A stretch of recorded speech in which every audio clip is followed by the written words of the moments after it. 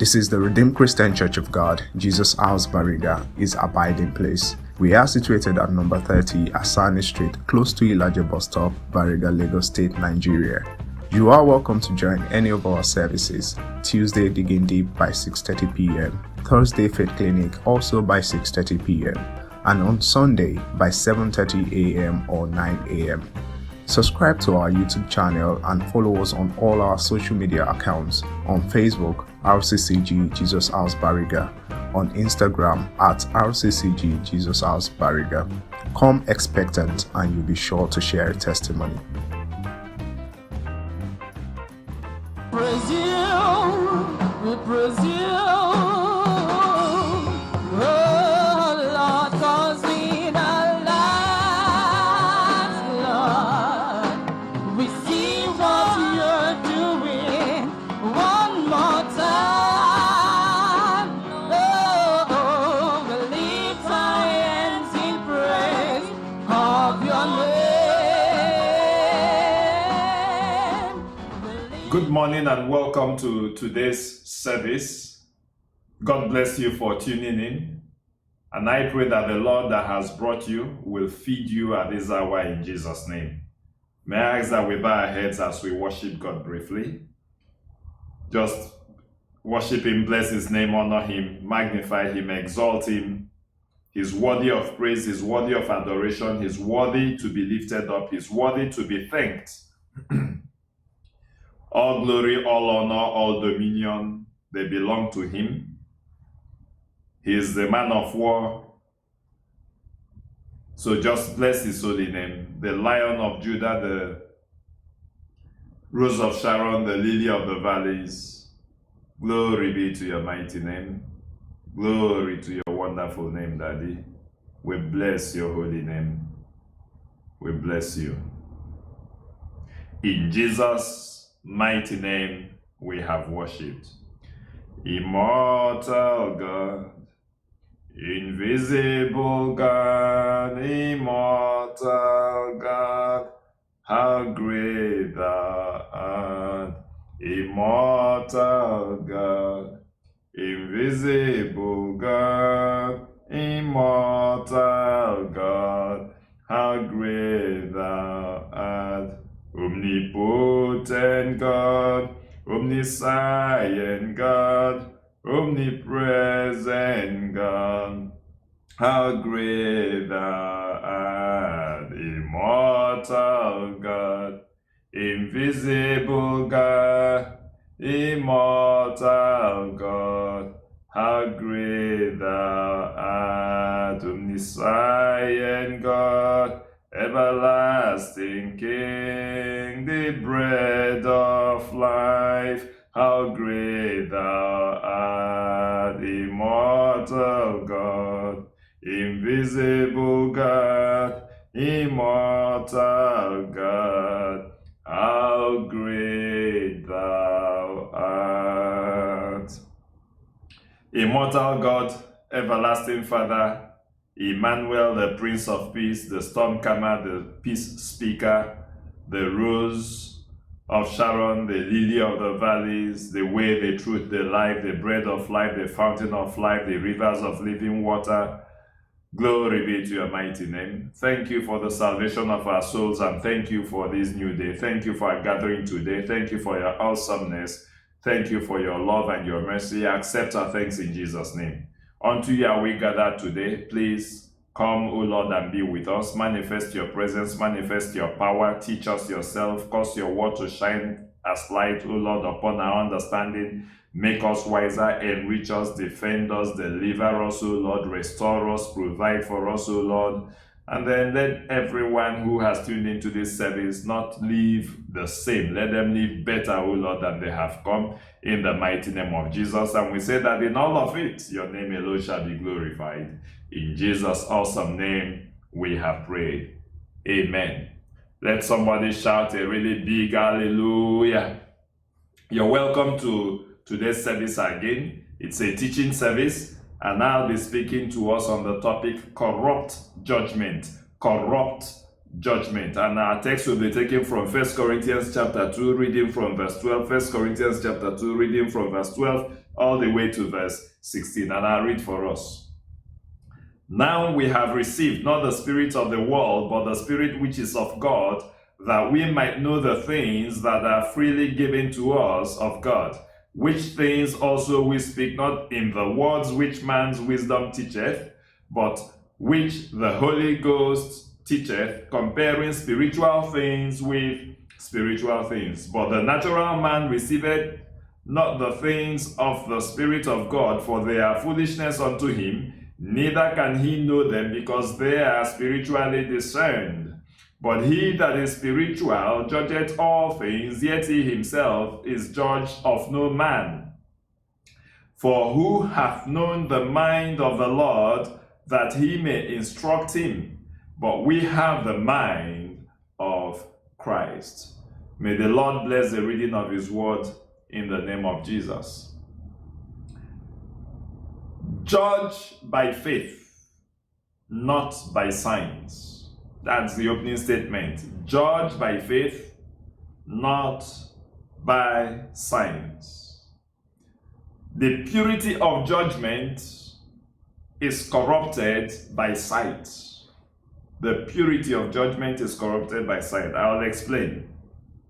In the text that we read, it tells us that we have received not the spirit of the world, which is the spirit of tangibility, but that we have received the Spirit of God, which is the spirit of invisibility. It says that we have done so that we might know the things that are freely given to us of God.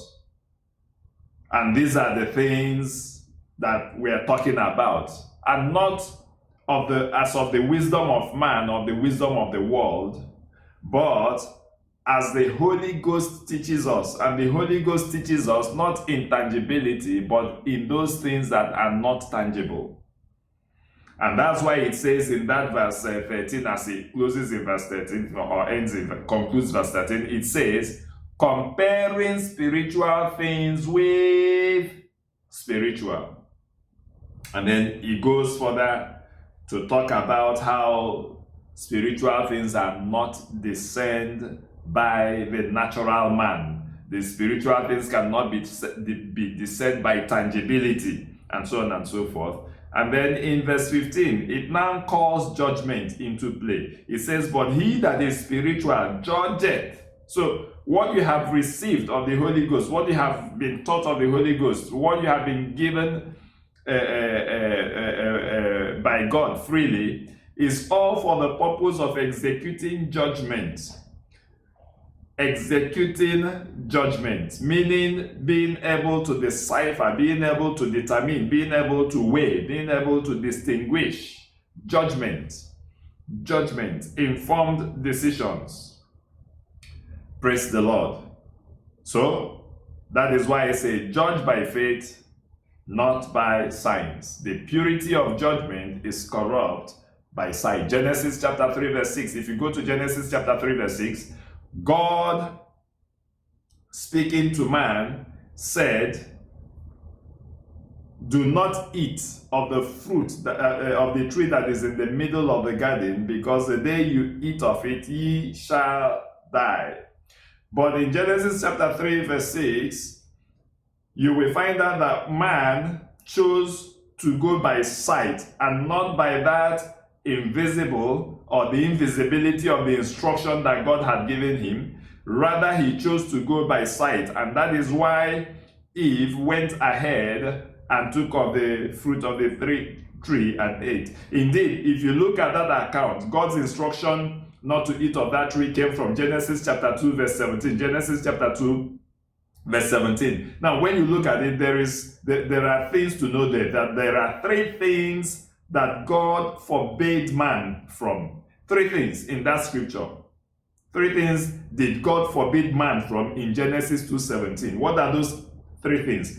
To see, that is the physical, beholding the physical. To touch, feeling the tangibility, and to taste. Now, all these three are summarized as tangibility. All these three things that he forbade man from occurred in Genesis chapter 3. If you read from verse 5, Genesis 3 verse 5, it says that Eve, after her, in her discussion with the serpent, God said we should not eat of the tree, that we can eat of every tree, but not of the tree in the midst of the garden, in the middle of the garden, because the day we will eat of it, we shall die.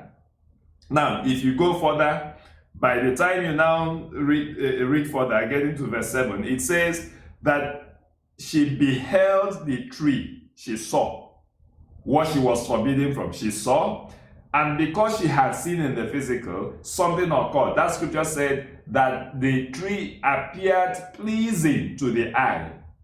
And then because it was pleasing to the eye, she touched. She stretched out her hand and she took it. She touched. The second thing that she was forbidden to do, she had done it. She touched it. And now because she had touched it, she took it and she tasted it. Now, what happened there? She exercised her judgment. Her sense of judgment was that what God had said, even in the invisible as an instruction, when she did sight the fruit of the tree, she weighed the invisible versus the visible, and she went with what she could understand, which was the visible, the tangibility. It looked nice. Probably the fruit was red in color, as red as my bow tie. So it was bright, attractive, and she took of it. So judgment is corrupted by sight.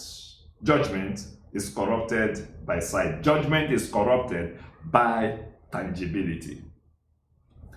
Now, in that account that we have taken, or in all that we have heard so far, you now find out that man had become corrupt. Man had been corrupted. So our sense of judgment is corrupt. The things that we rely on to make judgment, the things that we look onto, what we pick as a goal in our judgment or in our judgmental and discretional thought patterns are now corrupt. So man's corruption has brought about a certain situation. What is that? Due to man's corruption, man now lives by tangibility. In today's world, is all about tangibility. Your success, or the way our system or standard of measuring success, is all in the tangible. How much money does he have? How many followers does he have on Twitter, on Facebook? All those manners of it. How many cars? What is the size of the car? What is the size of his mansion? And so on and so forth. Tangibility. That's what we go after now in the world. Why? Because man is corrupt. Now it's a case of that the end justifies the means. That's all tangibility. Now, the corruption of man's judgment by sight is classically presented in Lot's case, in Lot's choice. In Genesis chapter 13, he made a choice by sight. Abraham said, the scripture said that the land could not contain Abraham and Lot because they were of great substance after they came out of Egypt. And then their servants strove. The quarrel ensued. So Abraham said, look, we're brothers, let's not quarrel. The land is so great that they can contain us. You pick one direction and go. Now, what did Lot do? Scripture said in that Genesis 13 that Lot lifted his eyes and looked at the greener pasture. So he exercised his sense of judgment that this place is green, rich, fertile, and it's probably going to do better for me. I'm probably going to do better there than this dry direction. Let Abraham go the dry way. Let me go the green way. So he exercised that sense of judgment based on sight. The moment his eyes saw, noting that man was already corrupt, man's judgmental ability was already corrupt by sight, because sight corrupts judgment. He exercised sight, and then by it did he judge. And you will know that he did not, that his judgment was wrong.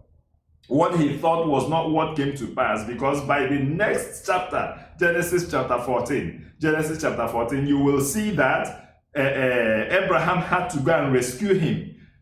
Because that place he chose became a war zone and he was carried into captivity. Abraham had to go and rescue him. The same Abraham who went in the dry direction was now the one rescuing Lot, who went in the green, rich direction. By the time you come to Genesis 18,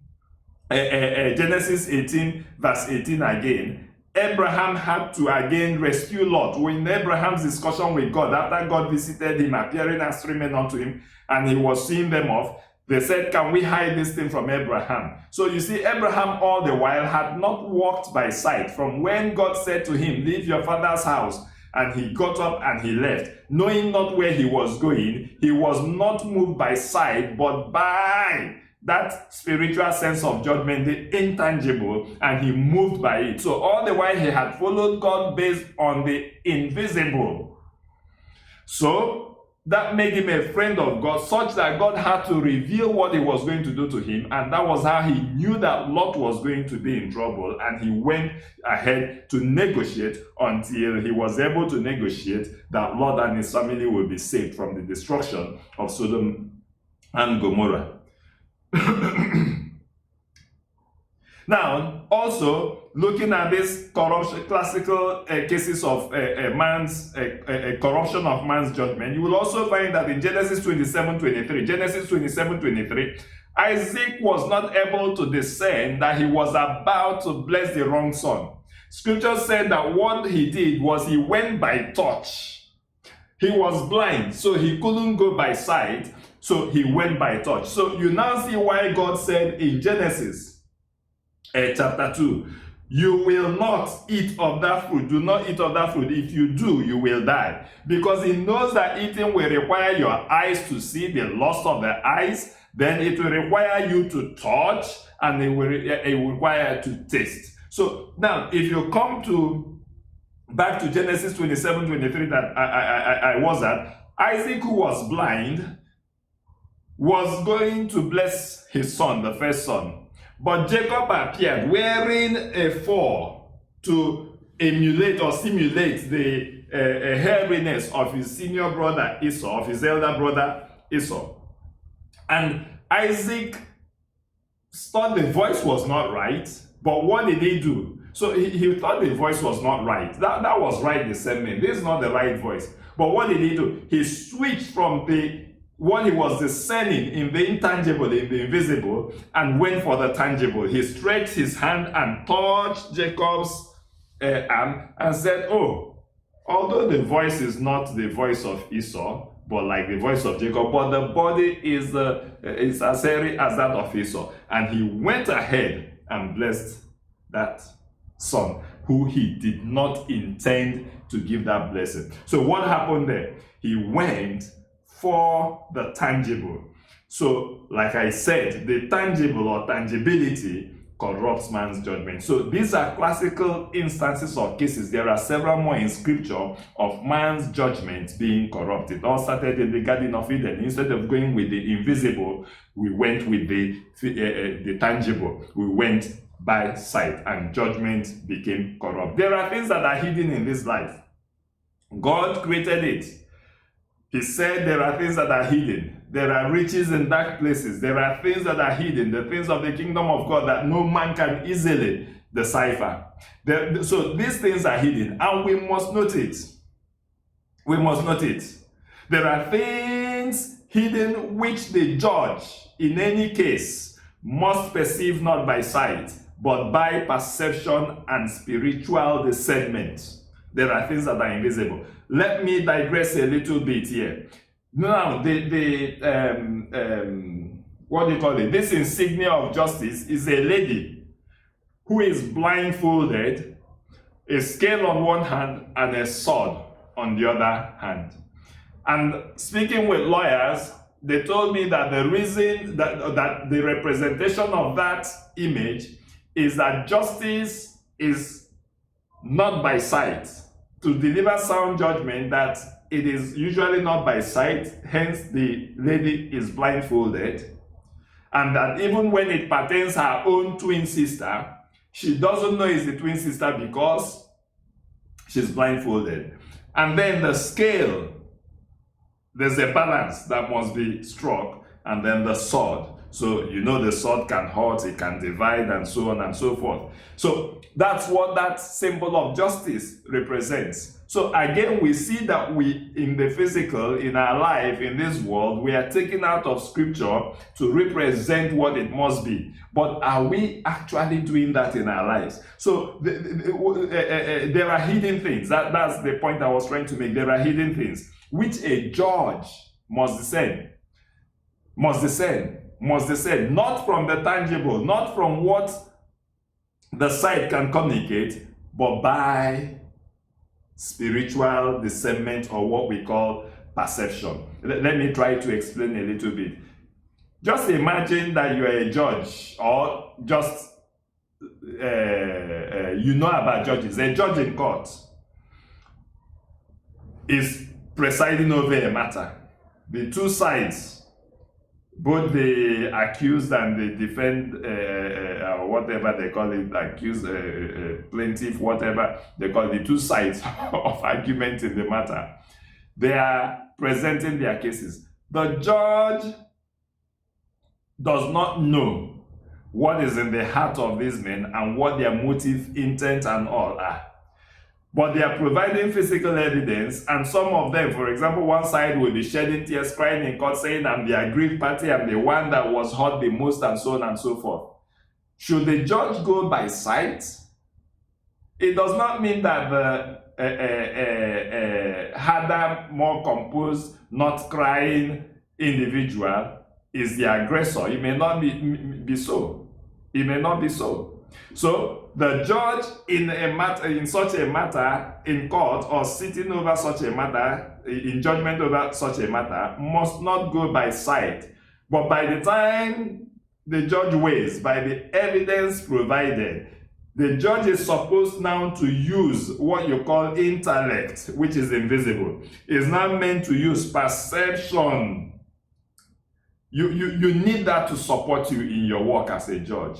And then and begin to weigh probability, and all of that. Anyway, scripture says in Hebrews chapter 5 verse 14, talking about the invisible things. All this I'm saying is just to establish to you that there are things that are invisible.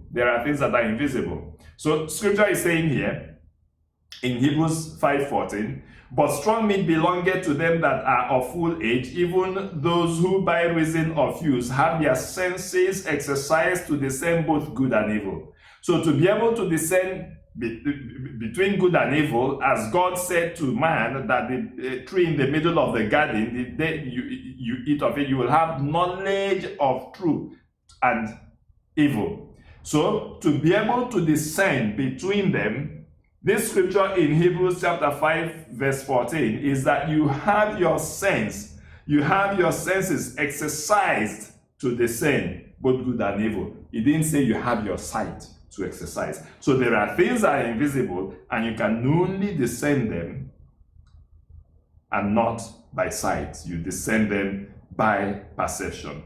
You may not be around or alive to see all of God's prophecies and promises come to pass. Abraham wasn't alive to see a lot of the promises that God gave him come to pass, but they materialized as you and I know today. And that's why Hebrews chapter 11 verse 8 says that by faith Abraham, when he was called out to go out into a place which he should after receive for an inheritance, obeyed, and he went out not knowing whither he went. So he didn't go by sight. The world today conceptualizes God through man's standards, and man's standard is the standard of vision, is the standard of sight, the standard of tangibility. And unfortunately, that is how we conceptualize God today. And because we do not see instant passing of God's judgment, we do not see instant manifestation of some of the prophecies, we say, oh, this thing is not coming. That means it is slackness on the part of God. Let me tell you today, it is not slackness on the part of God. That God is not striking people down instantly when they sin. It's not slackness on his part. That God is not in a matter exposing exactly what the truth of it should be between two individuals that are loggerheads or whatever. It's not because he's slack. He said there are things that will be made clear on the at a later date in the last days, and so on and so forth. 2 Peter chapter 3 verse 9. 2 Peter chapter 3 verse 9 says, the Lord is not slack concerning his promises. He's not slack concerning his promises, as some men count slackness. Because yes, men are counting it as slackness. But is long suffering to us, what not willing that any should perish, but that all should come to repentance. So there are things that are hidden. There are things that are hidden. And those things can only be discerned spiritually. And we cannot therefore say that when there's a delay or not, when there is no immediate manifestation of such things, that God is slack. God is not slack towards his promises. So there are some promises, some prophecies you may have heard, they may not manifest in your lifetime. It doesn't mean that God has failed. God remains God. Now, in all of this that I've said so far, and we have heard, man's judgment is corrupt already. But how can we then come out of it? So I want to talk briefly about the purification by faith. Purification by faith. Faith is to do with the unseen. Faith is to do with the unseen. That is the unseen being real. Making the unseen tangible. It is invisible, yet it is tangible at the same time. That is what faith is all about. Faith is to do with the unseen being real and being true. God is pleased by such. Hence, it is counted as implicit trust in God when you exercise your senses that way. God says to such a person, you are not seeing this, it's not tangible to you, yet you believe in it that it is real, and it is as real as the tangible thing before you. That draws God's pleasure. It pleases him. And that's why Hebrews 11 chapter 6 says, but without faith, it is impossible to please God. Without faith, it is impossible to please God. Without the unseen being real and tangible to you, it is impossible to please God. It goes further to say, for he that cometh to God must believe that he is. He's an invisible God, but you must believe that he is. Even though you're not seeing him, you must believe that he is. For he is a rewarder of them that diligently seek him.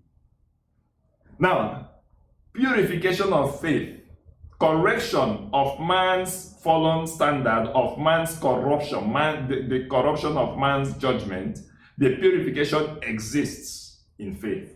The moment you live by faith, the moment you apply faith, the moment you stand with faith, you will have moved away from a judgment system that is corrupt. You will have moved away from your judgmental sense, or from corruption of your judgmental senses, and moved to where God wants you to be, which is in the invisible, which is in the place of exercising a perception, which is in the place of spiritual discernment. That is where God wants us to be.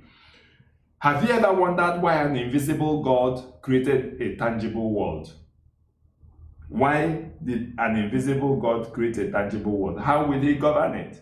Because he wants you in his image that you are made to be able to calculate, to do things in the invisible. And that is what faith is all about. Because if we rely on tangibility fails. And that's why scripture says that heaven and earth as we know it shall pass away. It will fail. It says every other thing will fail except the word of God, which is the invisible. So, having known this, what do you need to do? Having known this, that purification, our judgment protocol, or man's judgment is corrupt, we can get purified by faith. What do we need to do next? The next thing you need to do is realize that the invisible, or that faith, which we can refer to as hope, because you have faith, it is not yet tangible. Therefore, there is a hope. You hope in it. So your hope is cast forward to that thing. So you begin to understand that hope is a currency that you must spend.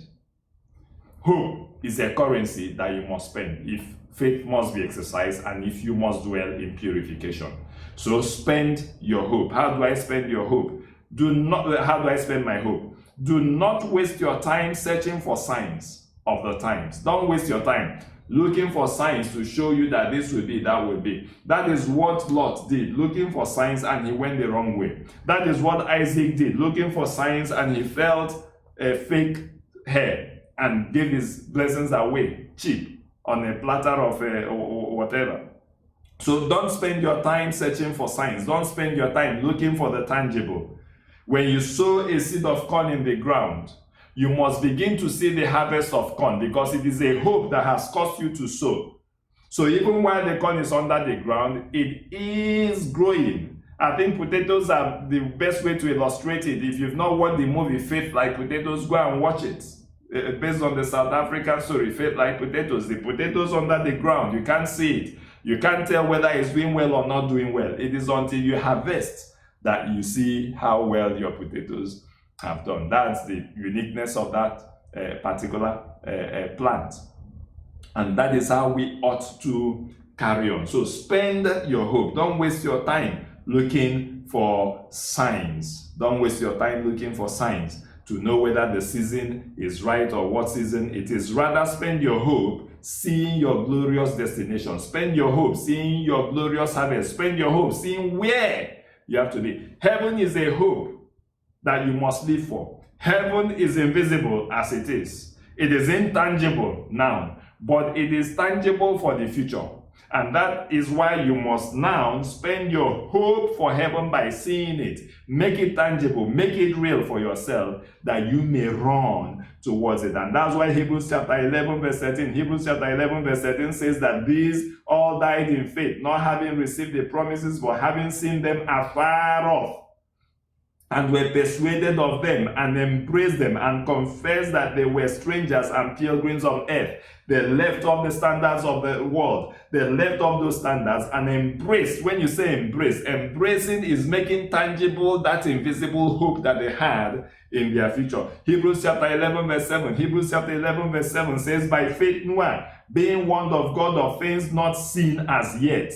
What God warned Noah of, the coming flood, the impending flood, was not seen. There was even no sign of it anywhere. Geographers and the environmentalists and all could not predict it, because there were no signs showing that the storm was going to come. There were no signs showing that there would be a flood, and so on and so forth. God, having warned Noah of that, according to that Hebrews 11:7, said that he moved with fear, prepared an ark to the saving of his house, by the which he condemned the world and became heir of the righteousness, which is by faith. You see, faith again here, bringing purification, faith, the righteousness, heir of righteousness, by what? By faith, which is what brought the righteousness. Once you exercise faith, it brings a purification, changes your standards. He abandoned the world, he condemned the world, and went with the standard of God, the plan of God, and he built an ark. And scripture said people were laughing at him, scorned him for building an ark, for they could not see the signs around. He was not looking for the physical sign.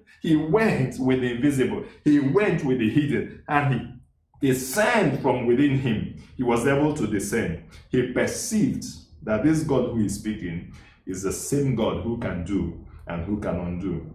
Only when you do things like this, when you spend your hope, only then can you be willing to pay the price.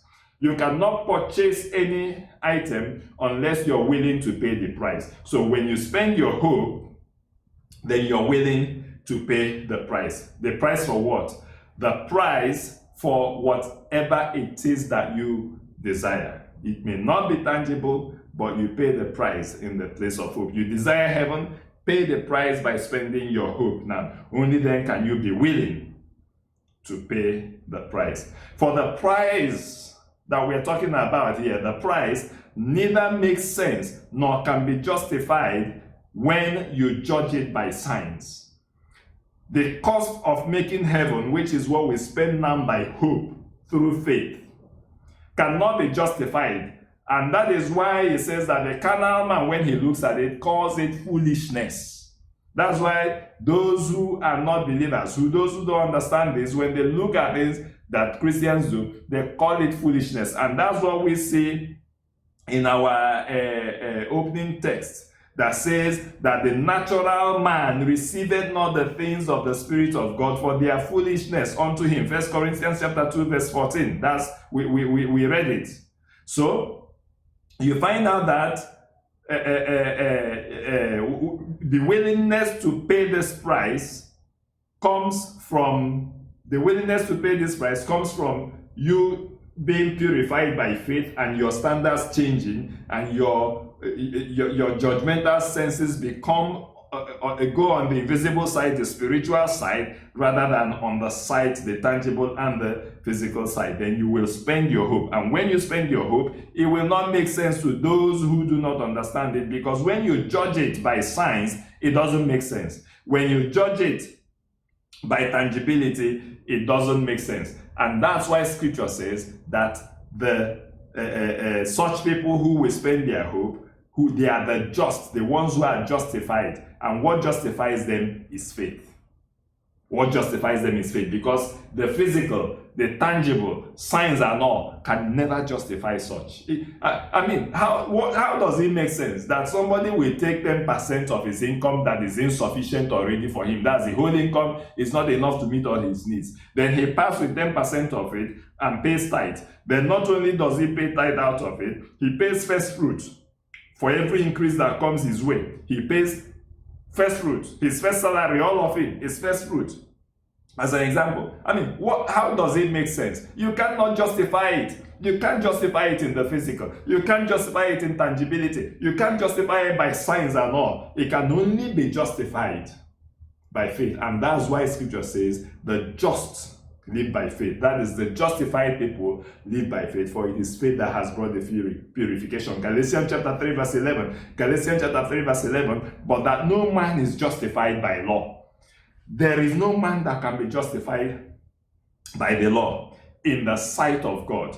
Before your judges, before your kings, before experts on earth, before people who I see on television arguing all manners of argument, you will be justified. But before God, there is no man that can be justified by law. This scripture continues to say, it is evident, for the just shall live by faith. The just shall live by faith. Romans chapter 1 verse 17. Romans chapter 1 verse 17 says, for therein is the righteousness of God revealed by faith to faith. Therein is the righteousness of God revealed from faith to faith, as it is written, the just shall live by faith. Hebrews chapter 10 verse 38. Hebrews chapter 10 verse 38. Now the just shall live by faith. But if any man draw back, my soul shall have no pleasure in him. The moment you step away from faith, the moment you step away from spending that currency called hope, the Spirit of God has no pleasure in you. Hebrews chapter 11 verse 1. Hebrews chapter 11 verse 1, as I begin to conclude, says, now faith is the substance of things hoped for, the evidence of things not seen. So faith to the spiritual minded is tangibility, and the tangible is foolishness to the spiritual minded. That's what this scripture is saying. So faith is the substance of things hoped for. It is the tangibility of your currency of hope that you're spending. It is the evidence of things not seen. It is the physicality of things that are not seen, and that's why it's foolishness to the world. So your corrupt judgment, man's judgmental system, man's judgmental senses is corrupt. Purify it. Cleanse it in the place of faith. And when you cleanse it, live by faith, because that's what justifies you, and that's the hope, which is a currency that you spend. And by it, you draw God's pleasure. And then by it also, you make the invisible tangible, that hope will come to pass. So I conclude as follows. In our opening text in 1 Corinthians chapter 2, it ended in verse 16. And that verse 16 said that we have the mind of Christ. That's how it ended. In all that he said, but we have the mind of Christ. Because it asked a question. It asked a question there saying, for what man hath known the mind of the Lord, that he may instruct him? There is nothing you can argue in the physical or by sight that can command God or make him to do that thing. So he concludes by saying that, or answering that question, for Who hath known the mind of the Lord that he may instruct him? No one. He says, but we have the mind of Christ. We have the mind of Christ. What is the mind of Christ that we have? Hebrews chapter 12 verse 2. Hebrews chapter 12 verse 2 says that the mind of Christ is looking unto Jesus. That's for us. Looking unto Jesus, the author, the beginning, the one who scripted it all, the finisher, the one who will bring it to an end and bring it to pass. Of what? Of our faith. He is the one who designed our faith. He is the one who will accomplish it. He is the one who will cause it to bring forth tangibility. Therefore, we should look unto him. That is the mind that we should have. Now, looking unto him for what? For he has led by example. That scripture continues to say, who for the joy that was set before him endured the cross, despising the shame, and is set down at the right hand of the throne of God. All that people did not believe then that will happen, that he is the Son of God, that he will resurrect on the third day, and so on and so on, they have all happened. He ascended into heaven, he seated on the right hand of God. But he endured the shame, the ridicule and all. And we are to have that mind that we should endure the ridicule of the world today, endure the shame of the world today, where our standards seem to be a useless hope according to them. But we know that that invisibility, that intangibility will become tangible, just like Christ's own has become tangible. That is the mind that ought to be in you. Don't go by sight. Eve went by sight. She missed it. Adam went by sight. He missed it. Lot went by sight. He missed it. Isaac went by sight and blessed the wrong son. Do not go by sight. Why? Because sight corrupts good judgment. You can never come out with the right answer, for you can never please God, who is invisible. You can never please him in the physical. And that is why I will refer you to Romans chapter 10 verse 10. Romans chapter 10 verse 10 that says, for with the heart man believeth unto righteousness. You see, it's an invisible thing. With the heart man believeth unto what? Righteousness. And with the mouth confession is made unto salvation. So believe in God. Having the mind of Christ and partnering with Christ is something that comes from the invisible in your heart. And the Lord is inviting you today that you can believe all that you have heard this morning in your heart. And then with your mouth, you should make confession now and accept him as Lord and Savior. So are you willing to go? Not by sight, but by faith. Not by tangibility, but by hope. If you're willing to go that way this morning, for everything that is said before you, including heaven, then go ahead and invite the Lord Jesus into your life. Go ahead and bow your heads and pray now and say, Lord Jesus, I invite you into my life. Oh, go ahead and take up the mind of Christ, who for the joy that was set before him endured the shame of the cross. He endured it, and today he is glorified. I see somebody being glorified. I see somebody being glorified. I see somebody getting result for his desires. I see somebody getting result for his prayers. Just hand over to Jesus right now. Hand over to him. Invite him. My Lord and Savior Jesus, you died on the cross for me. Wash me with your blood. I believe that your blood will wash me, for I am a sinner. All these things you're confessing are the intangible. They are the non-physical. So go ahead and confess them. I'm a sinner. Wash me with your blood. This blood is not detergent. It's not physical detergent. Being born again is not in the physical. And that's the prayer you're praying. Oh, forgive me, Lord, for being against you. And now renew me. According to 2 Corinthians 5:17. 2 Corinthians 5:17. Make me a new man. Let me be born again now. And according to John chapter 3 verse 3. John chapter 3 verse 3. Birth me new, O Lord, in the spiritual right now. And write my name in the book of life.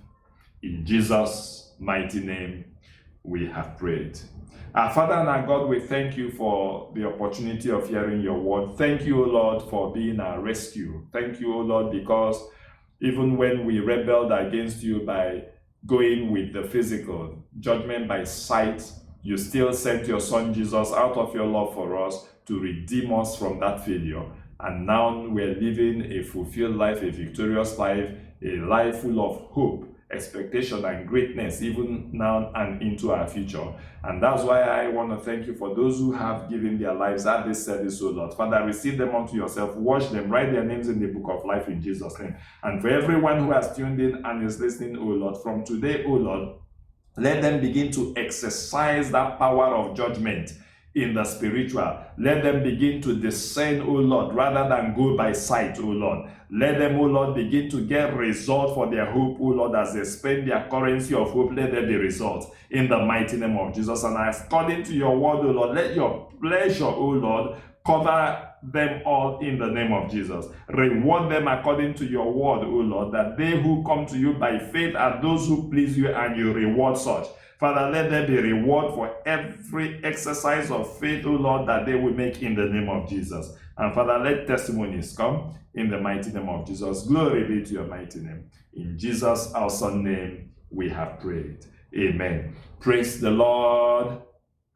I want to thank God for the opportunity of bringing this word to you, and I pray that the full value of it will be made manifest in your life in the mighty name of Jesus. Please again exercise faith in the place of paying your offering today, in the place of tithing, in the place of paying your vows, in the place of supporting our building funds, and so on and so forth. It's the intangible again. So exercise that faith there, and the Lord will bless you as you do so. Let me remind us that on Tuesday there will be a Bible study service.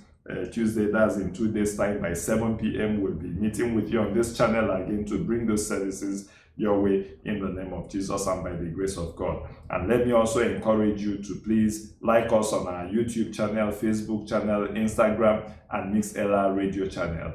Not just like or subscribe, not just subscribe, but also share the link with friends and family, and God will bless you as you do so. I want to appreciate those who have been liking us. Our number of likes are increasing. So please do more likes so that we have greater followership there. God bless you as I meet you here Tuesday 7 p.m. Have a very blessed day. Bye-bye.